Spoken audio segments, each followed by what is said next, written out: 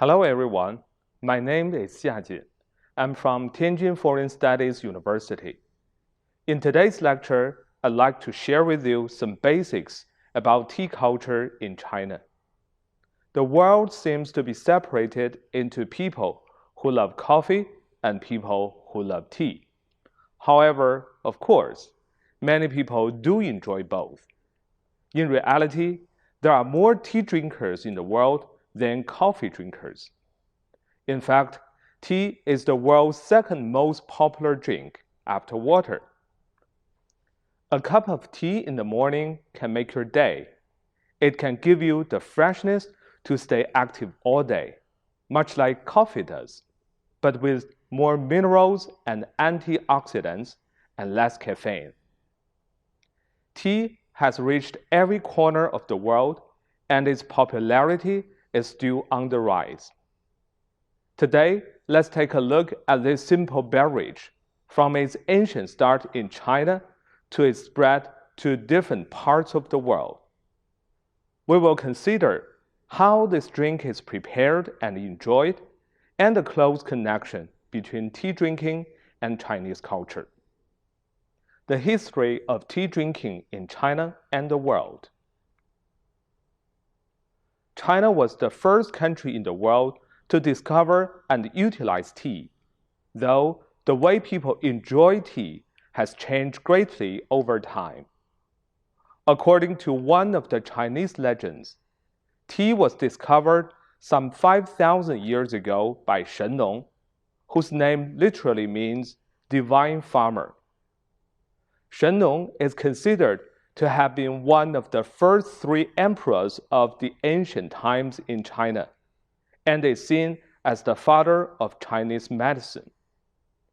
He tasted all kinds of herbs and plants so that people would know which plants were safe to eat, which were not, and which would be used as medicine. Myth has it that Shen Nong encountered 72 poisons every day, but he discovered tea as an antidote to keep him safe. In ancient times, tea was used as medicine. People cut the branches of wild tea plants, took the leaves at the end of the branches, and prepared them in boiling water. The earliest credible record of tea drinking dates to the 3rd century AD in a medical text which stated that drinking bitter tea soup could make one think better.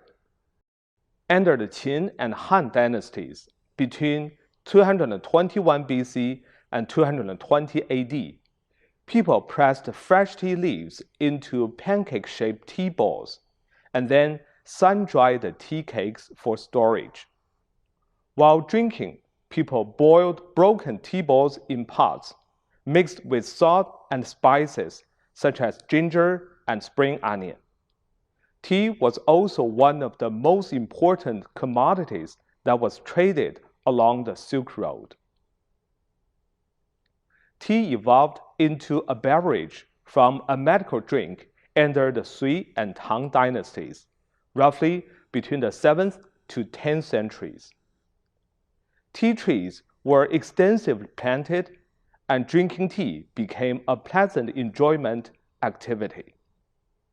Tea culture developed quickly, and tea banquets became appreciated in the royal palace, in temples, and among the intellectuals.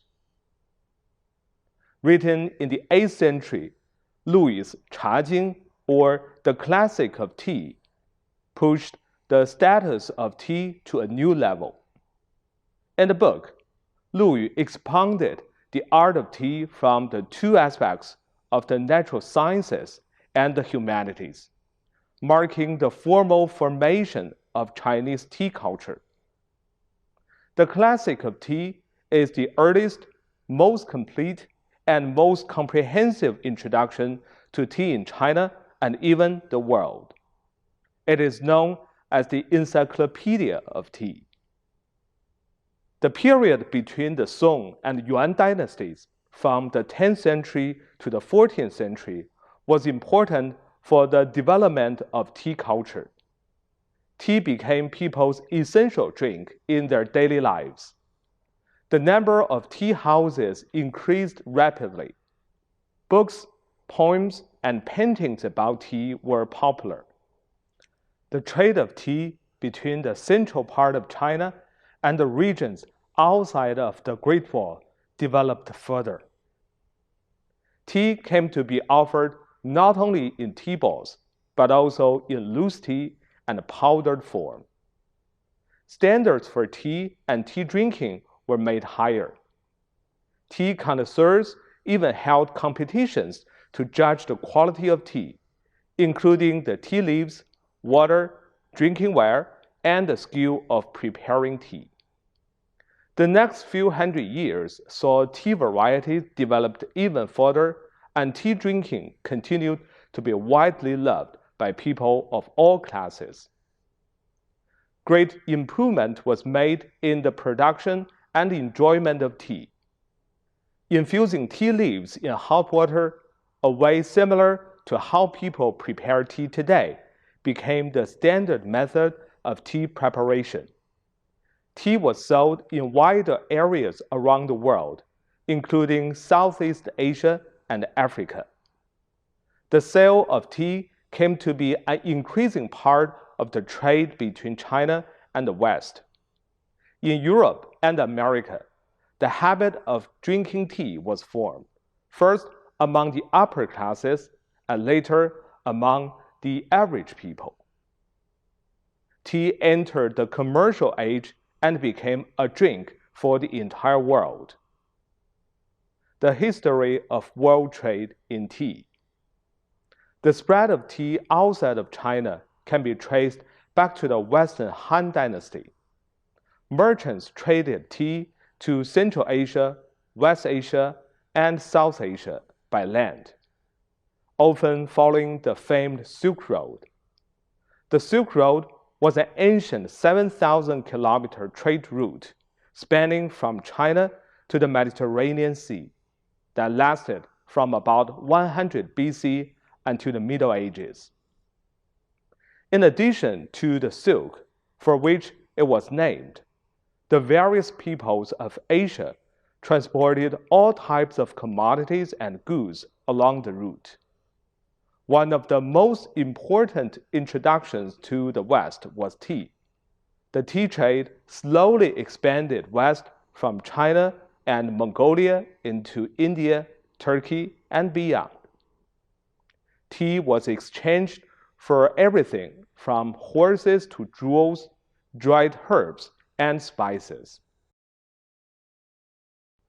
In the next 3 centuries, under the Sui and Tang dynasties, the development of border trade and cultural exchanges between China and adjacent countries allowed Chinese goods such as silk, Chinaware, and tea to be transported further west. In addition to the Silk Road, a smaller path called the Tea Horse Road also became important in facilitating the tea trade in the southwest region of China, where transportation was extremely difficult. The Tea Horse Road originated from tea horse trade markets, the traditional areas for tea for horse trade between the Han and China's minority peoples.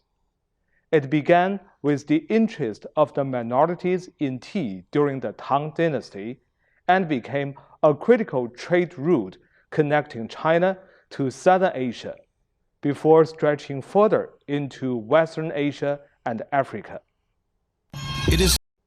During the middle of the Ming Dynasty, Chinese tea began to be exported directly by sea, gradually making its way to all parts of the world, forming the custom of tea drinking in many different places around the globe. In the 17th century, Chinese tea began to be brought to Western Europe by seafarers and Arab merchants. Tea eventually gained prestige and status, sometimes being given as elaborate gifts to royalty and nobility. Even after the Silk Road fell out of use due to the advent of more modern forms of trade and transport, the global tea trade boomed. Tea drinking became fashionable in Europe in the early 18th century, before being brought to the American continent by British immigrants. China used to be the only major tea producer in the world, and tea was China's most important export commodity from the 18th century to the late 19th century.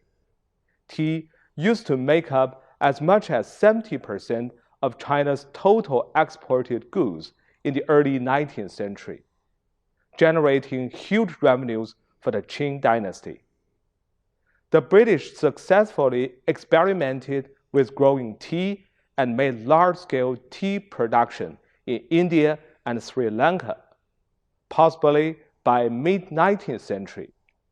Suitable natural conditions and the use of machines soon made India a growing star, quickly exceeding China in tea production. China lost its long-standing monopoly in the international tea trade.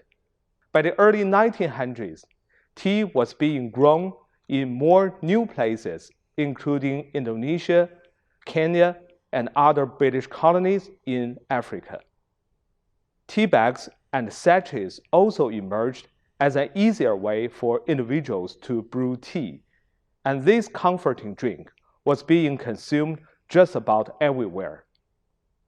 Tea began to be commercially distributed by pioneer tea companies like Twinings, which paved the way for today's worldwide tea industry. Types of Chinese tea. Chinese teas are generally divided into 6 major types, mainly according to the method of production or the degree of fermentation. These types are green tea, black tea, oolong tea, white tea, yellow tea, and dark tea. Green tea is the oldest type of tea in China, and it is also produced in the greatest quantities. About 70% of the tea produced in China is green tea.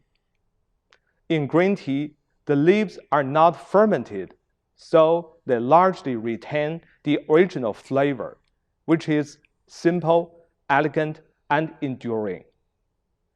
At first sip, green tea may taste a little thin, but after a while, it gains a fragrance that lingers in the mouth.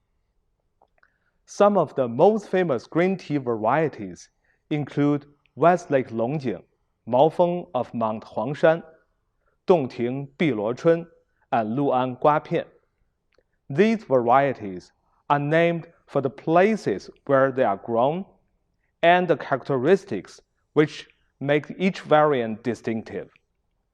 For example, Lu'an Guapian is made in the city of Lu'an in Anhui Province and possesses flat and oval leaves like melon seeds. That's how the name Guapian, or melon seeds, was given to this tea. Black tea is a type of fermented tea, originating from green tea after it has been mixed, kneaded, fermented, dried, or otherwise processed. Black tea does not undergo the processes as green tea does. As it is fermented, chemical reactions bring out yellow and red colors to make the dry tea leaves brown or even black. This is how the tea got its English name.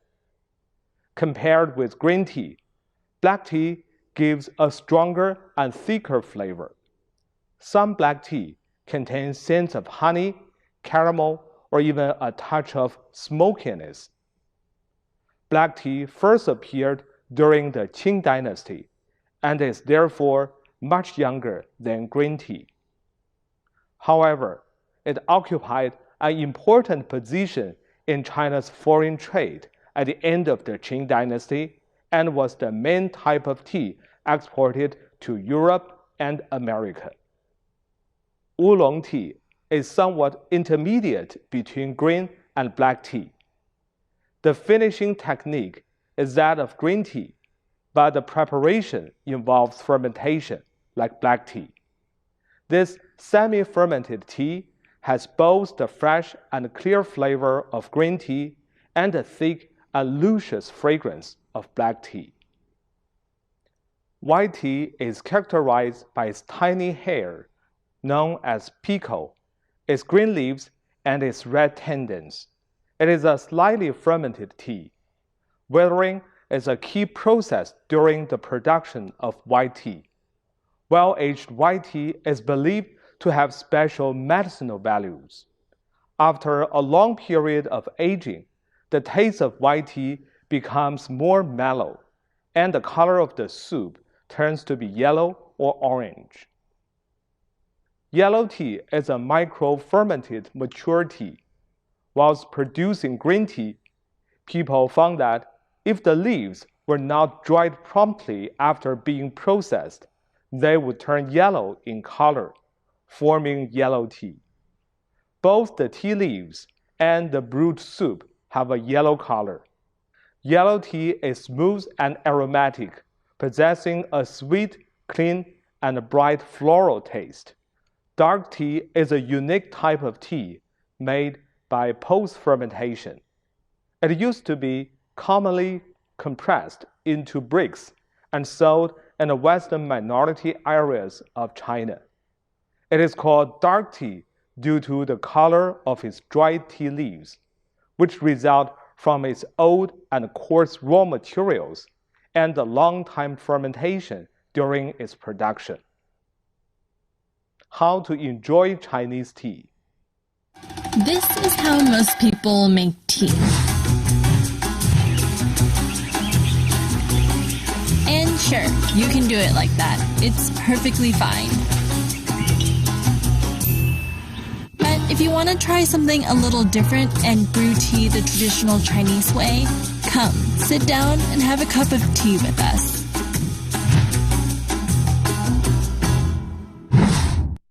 This is a brewing style called Gong Fu Cha. Gong Fu means skill and effort, and Cha means tea. It's a tea brewing ritual from Fujian that has been around as early as the 14th century. And there are many styles and ways to do it. But let's keep it simple. This is a basic setup. Tea, a gaiwan, a gongdao cup, an empty bowl, teacups, and a kettle. You want to warm everything up first by rinsing them with hot water. But before we get started, the most important part of this whole process is the tea. Ideally, you want loose-leaf, single-origin tea. No tea bags and no flour-infused blends, please.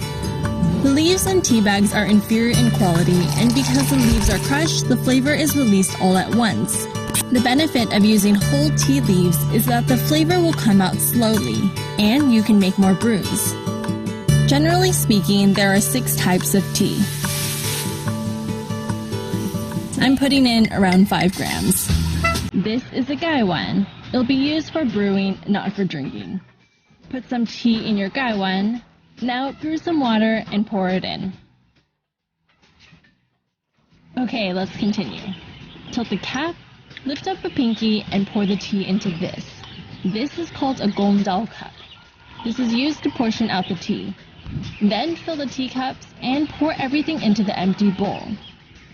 You do not drink this first round. You're just warming up the tea set and washing the leaves of dust and other impurities. Next, take this opportunity to smell the tea and enjoy its aroma. Okay, now we repeat the steps. Pour hot water in and wait. You can cheat by opening up the lid and looking at the color of the tea. When it's done, tilt the lid and pour the liquid into the gongdao cup. Notice that I'm always pouring towards me and that the equipment is a comfortable distance. Don't do it like this or this. Then pour into the teacups, making sure the spout is angled towards your body.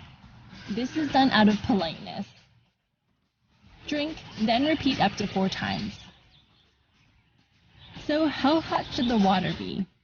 Teas that are lighter, like green tea, should be brewed at 80 to 85 degrees Celsius. Tea that are darker and more fermented require a water temperature that reaches boiling at 100 degrees Celsius.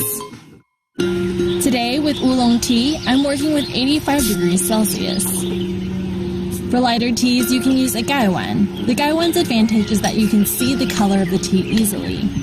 But if the water temperature is too hot, it can be difficult to hold. For darker teas that need a higher temperature, use a teapot. A teapot is good at trapping in heat, and the handle makes for easy holding.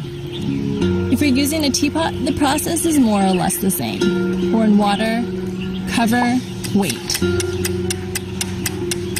Pour the tea into the gongdao cup. This should be one fluid movement. Portion out into the teacups and enjoy. Now that you know the basics, here are some tips. The number of times you can brew really depends on how much tea you are brewing and what type of tea you are using. But generally, you can get up to 4 brews.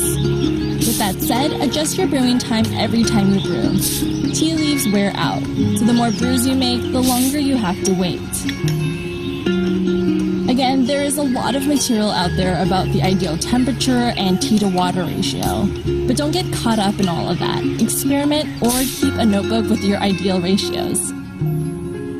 For many people, this tea pouring ritual is a type of meditation. And for others, it's just a fun way to enjoy tea. So give it a try. And hey, if this isn't your cup of tea, this will always do. Tea and Chinese culture.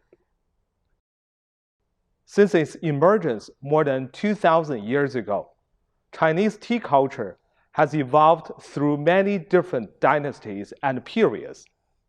Tea has made its way from merely being a refreshing drink to keep people from falling asleep to becoming a symbol of Chinese culture, both inside and outside of China. Tea has become a drink not only for one's bodily need, but also for spiritual thirst. Chinese tea, in its choice of tea and teaware, in its preparation and its enjoyment, in many ways embodies a much-needed break from busy modern life. It is a chance to talk sincerely to others and to oneself, and an effort to strike a balance and find peace in one's innermost world.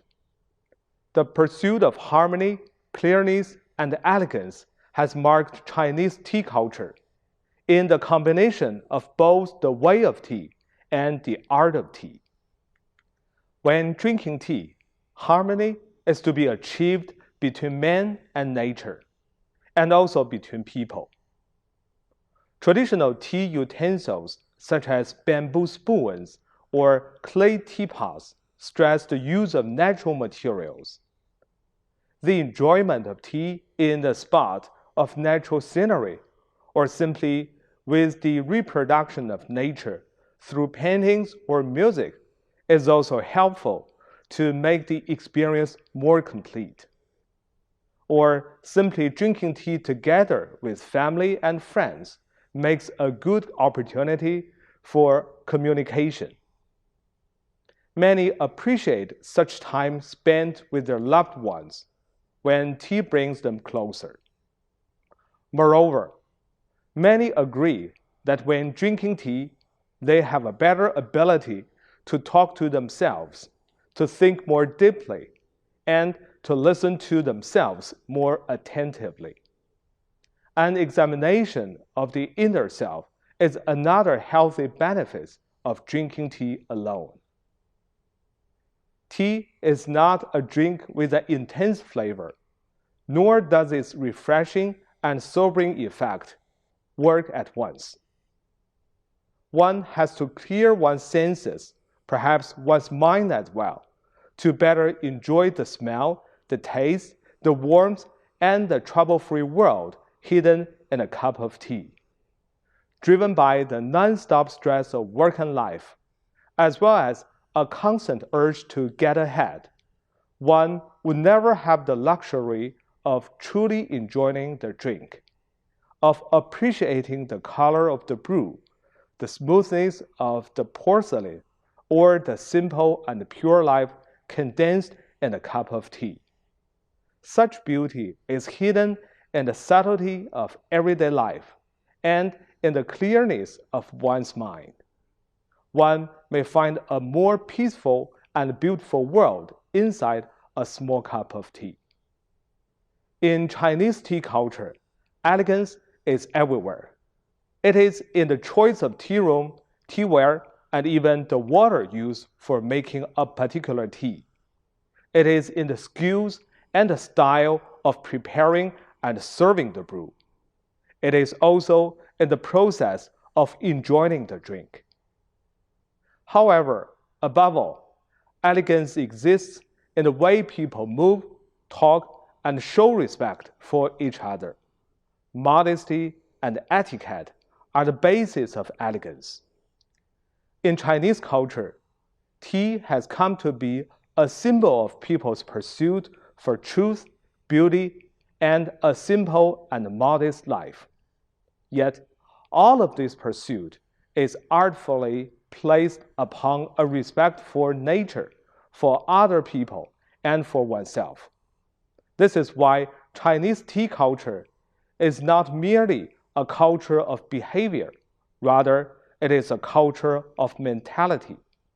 It is not just about drinking tea, but a process of meditation and self-examination, a shortcut to a more peaceful, more polite, and more natural self. With this elegance, one can better enjoy a cup of tea, the relaxing and refreshing drink, and the peace and tranquility of mind. I hope you enjoy this lesson on tea culture in China. Thank you for watching.